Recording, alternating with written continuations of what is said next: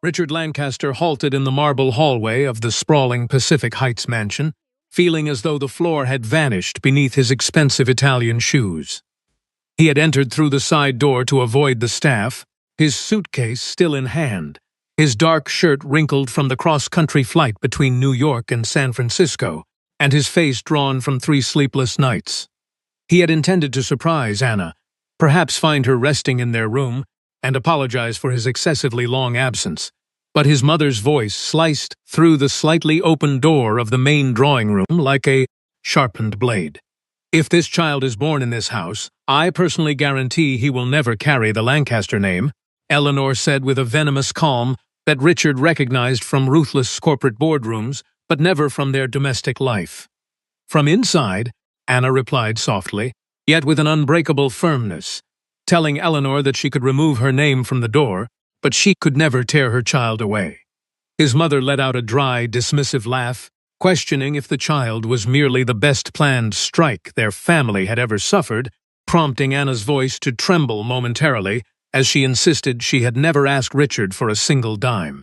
Eleanor slammed something hard onto the glass coffee table, accusing Anna of waiting for a much larger payout, causing Richard to grip his suitcase handle until his knuckles turned entirely white. The drawing room, usually a magnificent space boasting sweeping views of the Golden Gate Bridge bathed in the golden light of the late afternoon, suddenly felt smaller than a prison cell.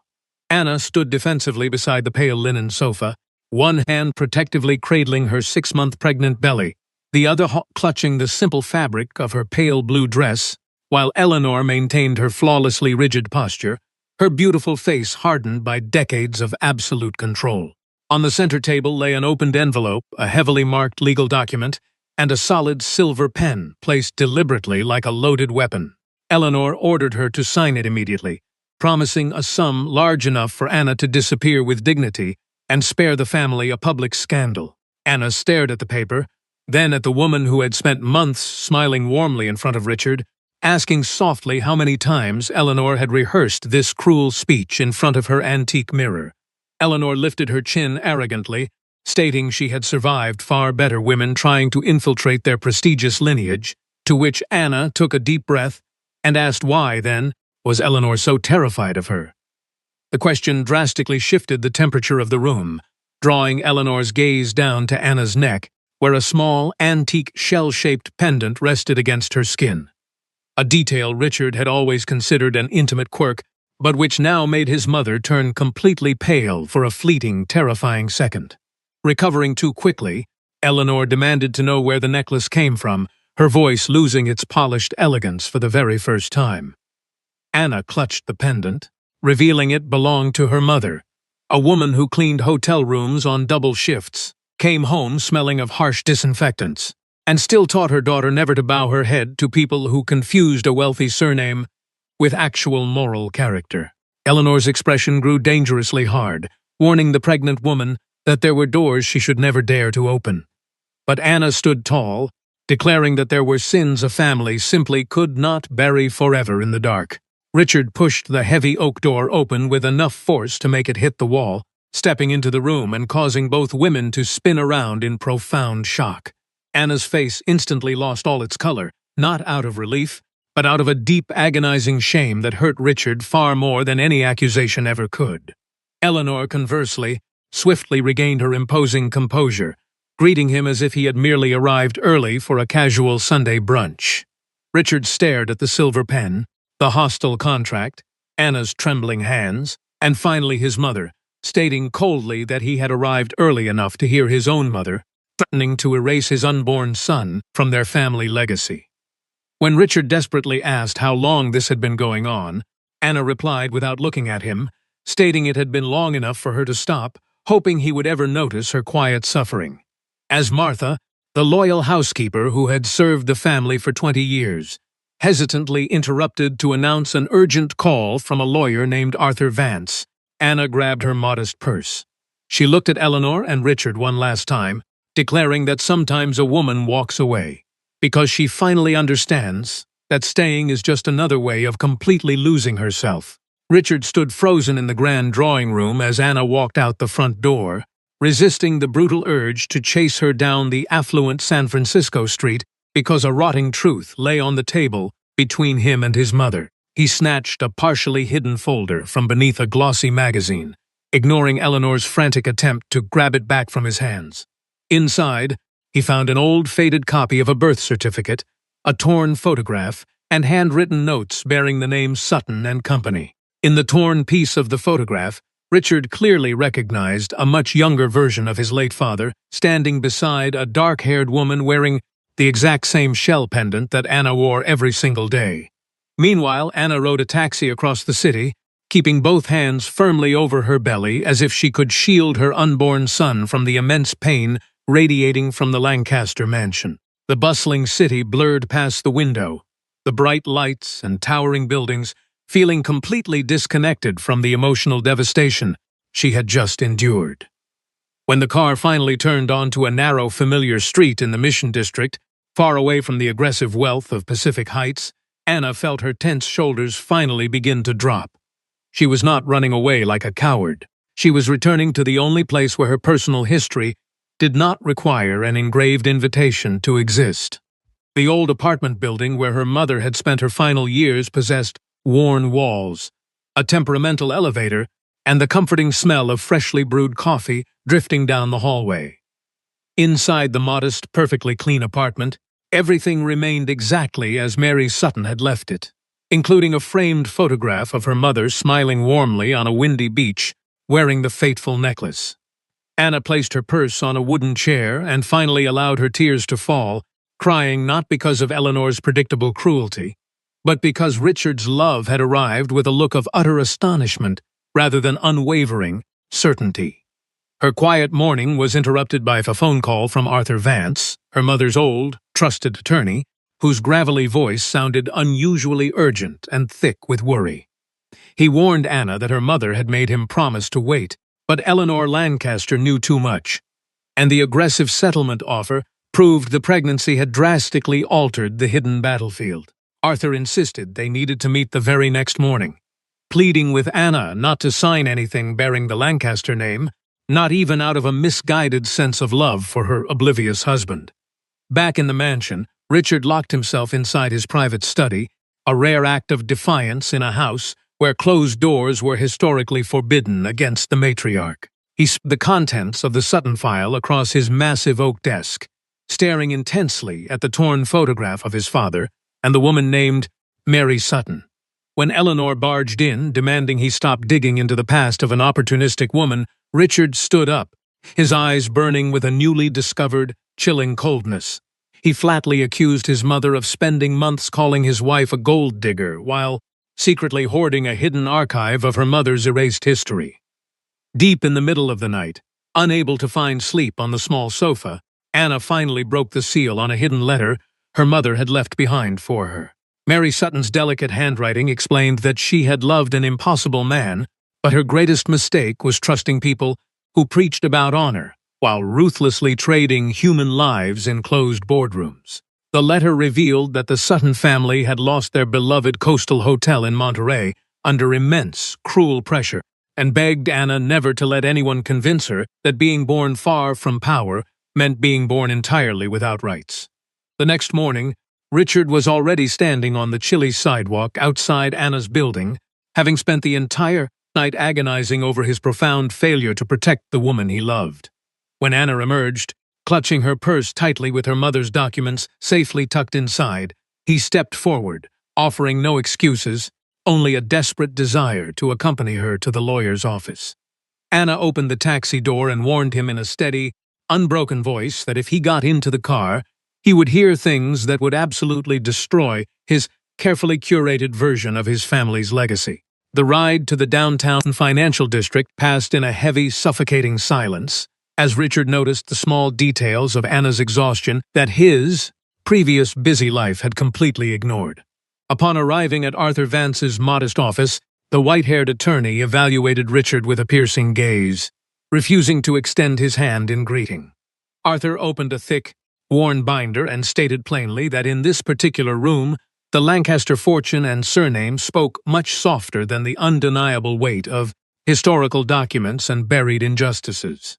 Arthur systematically laid out the tragic history of the Pinnacle, a beautiful coastal hotel in Monterey built decades ago by the Sutton family, which had been absorbed by the Lancaster conglomerate through highly questionable maneuvers. Mary Sutton had been an indirect heir whose signature relinquishing her rights was obtained under intense, mysterious duress when she was entirely isolated and financially broken. Richard listened without moving a single muscle, his jaw clenched tight as he realized his mother had never wanted to just expel Anna.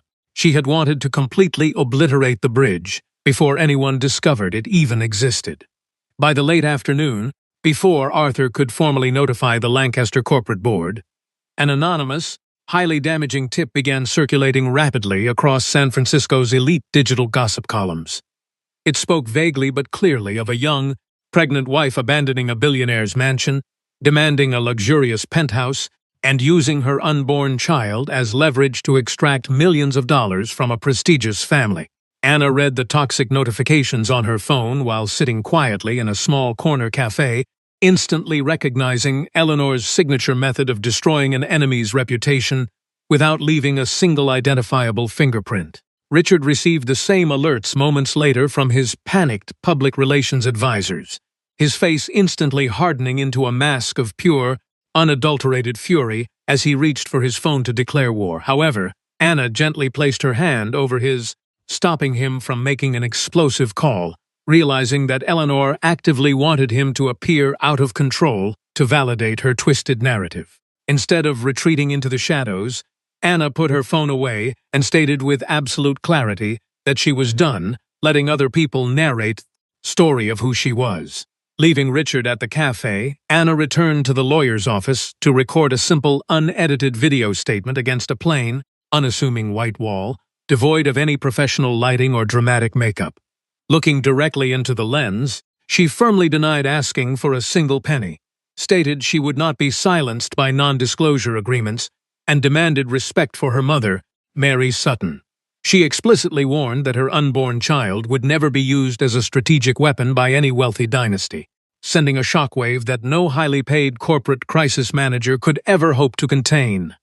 The honest, raw video spread with astonishing speed, completely eclipsing the planted gossip as everyday women and former hospitality workers recognized the all-too-familiar, polite violence of the extremely wealthy.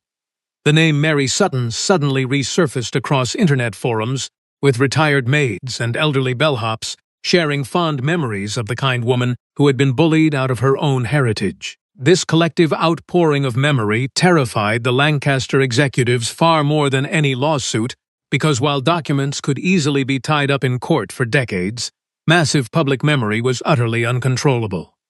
Richard, driven by a desperate need to understand the past, drove down the scenic coastline to Monterey, stopping at the currently boarded-up administrative building of the Pinnacle Hotel. There he encountered Mr. Jenkins, an elderly caretaker hired to watch the property, who fondly remembered Mary Sutton not as a calculating threat, but as a genuinely good woman who belonged with the hard-working staff. When the old man nervously mentioned the dark rumors of Mary being a legitimate heir who was made to disappear in tears, Richard felt a profound, suffocating shame for the lives his family had casually destroyed. That evening, Richard found Anna resting on a park bench overlooking the dark, restless ocean in Monterey, her face stripped of the heavy armor she wore in the presence of aggressive lawyers. Before they could bridge the emotional chasm between them, a sleek black car pulled up, and Penelope Vaughn, a notorious society columnist allied with Eleanor, jumped out alongside a flashing camera. Penelope began shouting invasive, loaded questions about a financial settlement, and Anna's supposed scheme to steal a piece of the upcoming lucrative hotel renovation project. Richard immediately stepped forward, his voice a lethal whisper as he ordered the photographer to shut the camera off, but Anna gently touched his arm, refusing to hide behind his wealth. She faced the blinding flash directly, declaring that anyone wishing to discuss her character should examine their own conscience first, effectively neutralizing Penelope's ambush with breathtaking grace. When the car finally sped away, Richard sat quietly beside his exhausted wife, confessing that he was finally ready to stop trusting the convenient lies he had been spoon-fed since childhood. The following morning, Arthur Vance received a highly unexpected, encrypted message from Andrew Sterling, an elderly, deeply conflicted board member of the Lancaster Enterprise who requested a highly secretive meeting. They arranged to meet in a dimly lit, completely empty lounge of an obscure boutique hotel in the city. An encounter Richard was strictly forbidden from attending to maintain absolute neutrality. Andrew arrived looking fragile, leaning heavily on a cane, and handed Anna a thin, incredibly dangerous manila folder containing the original, unredacted internal minutes from the aggressive corporate acquisition of the Pinnacle. Anna stared at the faded pages, her eyes locking onto a handwritten marginal note explicitly stating that Mary Sutton needed to be permanently neutralized before the final financial formalization could occur.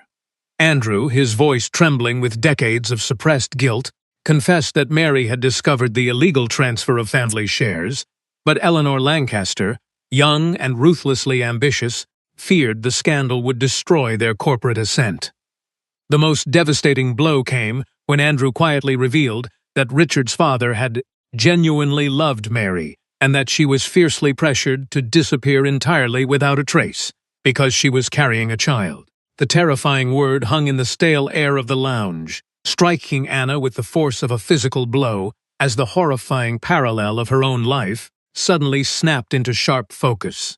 She stumbled out of the hotel with freezing hands, frantically calling Arthur Vance to tell him that her mother had been pregnant when forced to sign away her life, turning a corporate dispute into a monstrous emotional crime. When Richard heard the news, the sickening realization that his mother was merely repeating a successful, decades-old strategy to erase another pregnant woman from their bloodline completely shattered his remaining loyalty. Refusing to let history repeat itself in the shadows, Richard forcefully summoned an emergency, mandatory board meeting in Monterey, demanding the presence of external auditors, corporate lawyers, and Arthur Vance. Eleanor called her son just hours before the gathering, her voice dropping to a dangerous, venomous hiss, warning him that if he opened this door, he might discover his beloved wife was actually his own half-sister. The cruel, calculated lie failed to destroy Richard. Instead, he calmly replied that the real problem was never Anna, but Eleanor's pathetic inability to win a war against a woman who never even wanted to fight. The extraordinary board meeting convened in a humid, oppressive conference room located just a few blocks away from the boarded-up facade of the Pinnacle Hotel, very site of the original sin. Anna sat bravely at the main table wearing a simple, light-colored dress and her mother's shell pendant proudly displayed, projecting a profound serenity that absolutely no one in the room could mistake for weakness. Eleanor arrived deliberately late, peeling off her fine leather gloves and arrogantly asking if corporate governance had now been replaced by cheap emotional theater orchestrated by an unstable hormonal girl. Before Richard could launch a fierce defense, Anna calmly advised her mother-in-law to update her tired script, reminding the room that a pregnant woman was more than capable of reading fraudulent contracts. Arthur Vance proceeded to distribute the explosive, undeniable copies of the unredacted meeting minutes, the suspicious financial transfers, and the handwritten notes detailing the systematic, brutal neutralization of Mary Sutton. The final, crushing blow arrived when Andrew Sterling slowly walked through the side door, defying Eleanor's reign of terror, to publicly testify that they had all known exactly what they were doing to an innocent woman. Trapped by undeniable proof and the sudden, overwhelming mutiny of her oldest ally, Eleanor sprang from her leather chair, her impeccable elegance shattering into a desperate, sharp-edged fury as she tried to justify her actions. She claimed she was the only one holding the fragile family together, while Richard's father recklessly endangered their empire over a naive, pathetic woman who made everyone feel immensely guilty for their wealth. Anna stared at her without a single ounce of pity, stating clearly that Eleanor had chosen to ruthlessly crush a pregnant woman instead of fighting the men who oppressed her, and had foolishly attempted the exact same trick twice. The board, deeply terrified of the catastrophic legal and public relations fallout, swiftly voted to formally suspend Eleanor Lancaster from any decisions regarding the massive coastal redevelopment project pending a full, independent audit. Richard leaned across the heavy mahogany table, looking directly into the eyes of the woman who had raised him, declaring that if their empire's value relied on a buried injustice, it was already entirely worthless.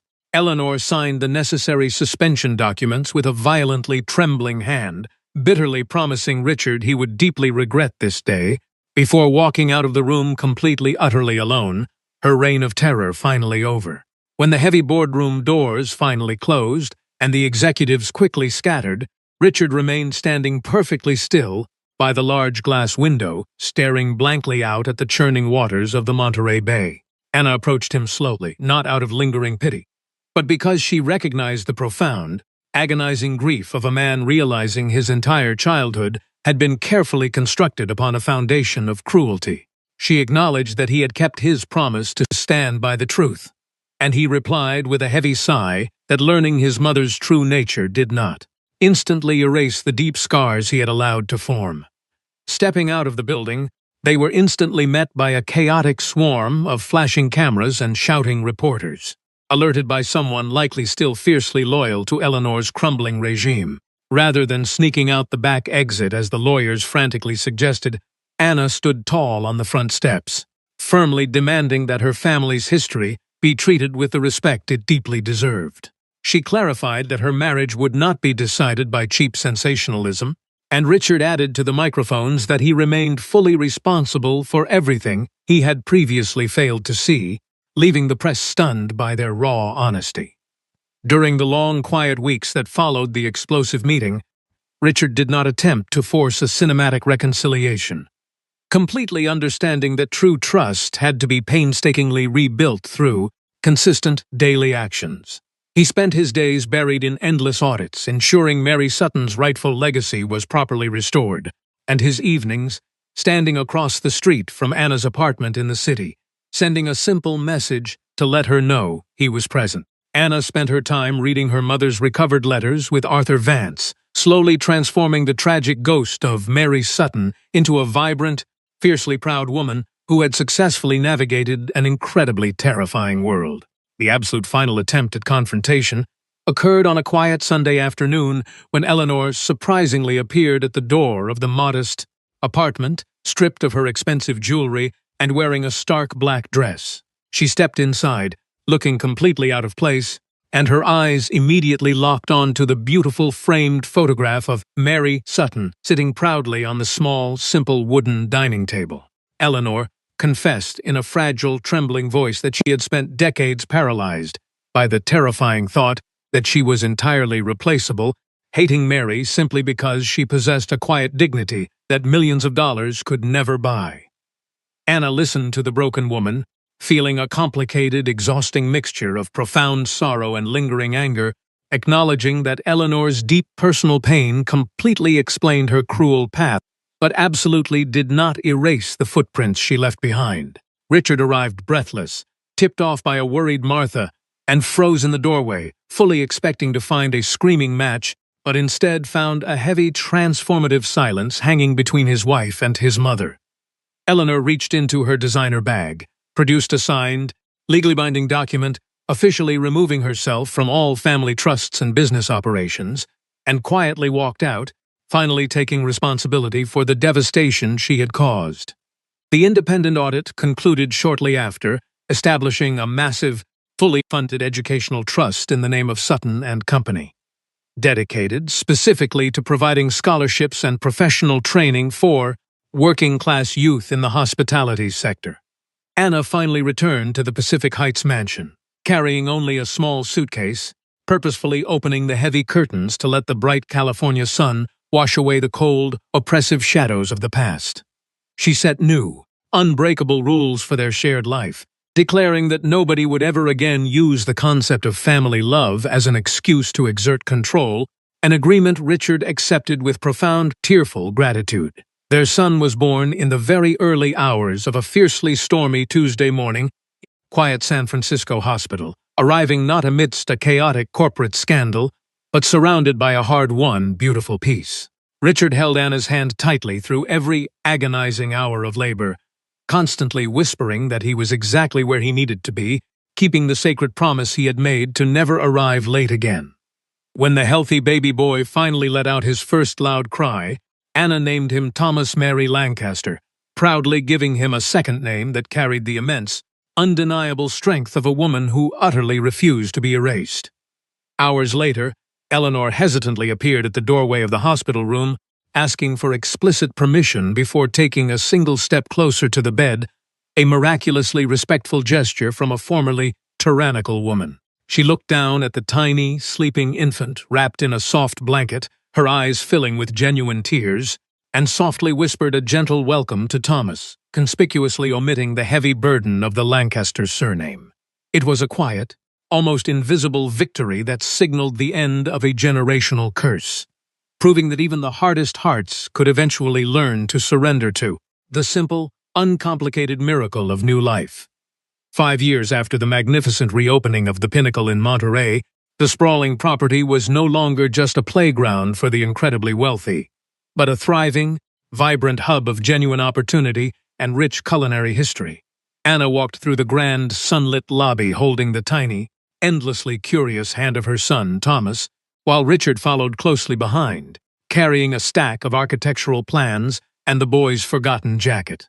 Stopping in front of a beautiful, dedicated memorial wall, the young boy pointed a tiny finger at a stunning black-and-white portrait of a woman wearing a familiar shell necklace, asking if that was the grandmother he never got to meet. Anna knelt down to his eye level, gently touching the wooden frame, and explained that Grandmother Mary had left behind a powerful story so that Thomas would never have to feel small in front of anyone. The day marked the official inauguration of the newly expanded scholarship wing, an event Anna had meticulously organized to avoid cheap red carpets, insisting instead on a humble gathering of students, dedicated teachers, and proud local workers. The atmosphere was charged with a rare, authentic joy, completely devoid of the usual suffocating corporate tension, proving that true legacy was built on lifting people up rather than systematically tearing them down. Just before the ceremony began, Eleanor arrived via a quiet side entrance, her demeanor remarkably softer than in her ruling years, carrying a small, intricately carved wooden box in her slightly trembling hands. She approached Anna cautiously, offering the box not as a grand, manipulative gift, but as a deeply personal surrender of the final piece of the past she had desperately hoarded. Inside the box lay Mary Sutton's original, faded employee identification badge from decades ago, a small piece of plastic and paper that Eleanor tearfully admitted she had kept out of a pathetic, cowardly need for absolute control. Anna accepted the badge with profound grace, feeling the last remaining chain of the old Lancaster cruelty simply dissolve into the salty ocean breeze drifting through the open lobby doors. Stepping up to the simple wooden podium, she delivered a breathtaking, unscripted speech, declaring that the building had once taught an elegant lie, but would now serve as a beacon of truth and unyielding dignity for generations. The crowd erupted into genuine, roaring applause, and even young Thomas cheered loudly, entirely unaware of the immense historical weight being lifted from his small shoulders, knowing only that his mother was fiercely brave and incredibly loved. Following the beautiful ceremony, an elderly, humble man named Charles, who had once worked as a junior bellhop during Mary's time, nervously approached Richard and Anna holding a sealed, aging envelope tight against his chest.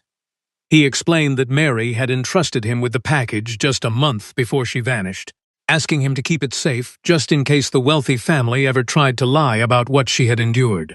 Richard gently guided Anna to a quiet, secluded corner of the lobby, where she carefully broke the incredibly old seal, her heart pounding fiercely against her ribs as she finally pulled out the hidden contents.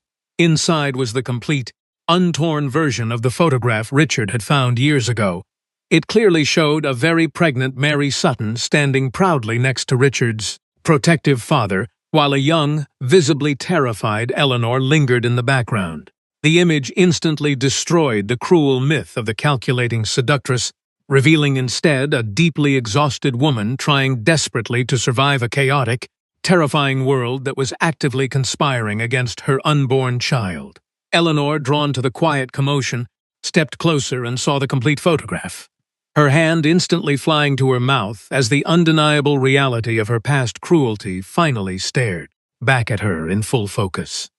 Little Thomas tugged at Eleanor's sleeve, innocently asking if she was sad because she had done bad things in the past, prompting the once fearsome matriarch to drop to her knees and weep openly in front of them all.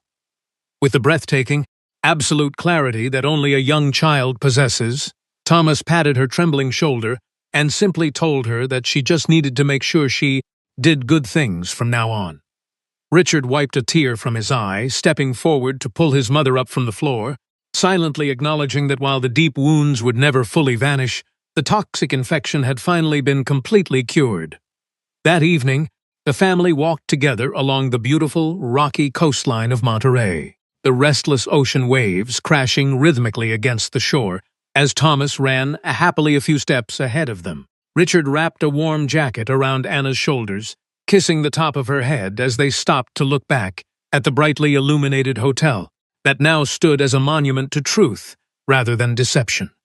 They had walked through the absolute darkest shadows of a terrifying generational trauma, finally learning the profound lesson that true peace is never found by hiding the painful truth, but by having the immense courage to pull it directly into the light.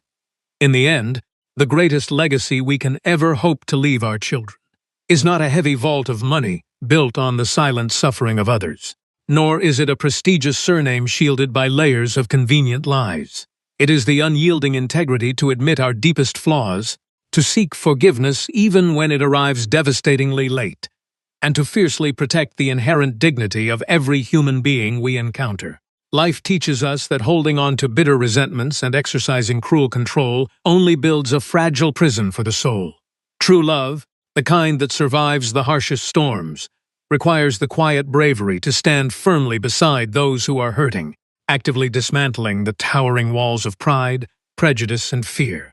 Ultimately, a family built upon a foundation of honest respect, genuine vulnerability, and shared compassion will forever outlast any towering empire constructed on the shaky grounds of silent terror and buried shame.